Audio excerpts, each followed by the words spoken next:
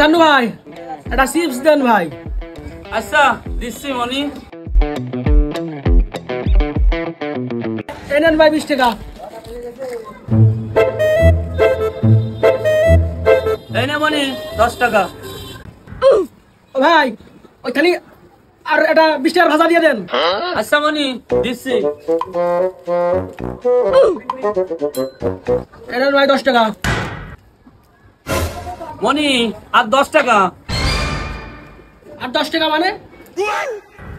ভাজার দাম 20 টাকা, তুই 10 টাকা দিচ্ছিস কে? দাঁড়া সামনে ভাই, আমি তোর বুঝিয়ে দিচ্ছি।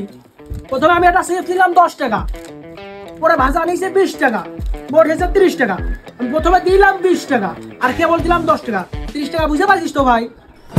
কি করে হ্যাঁ রে মনি, বুঝিছি, আমারই ভুল হইল। এই তো তাহলে ঠিকই আছে, আমি চলে গেলাম। কি করে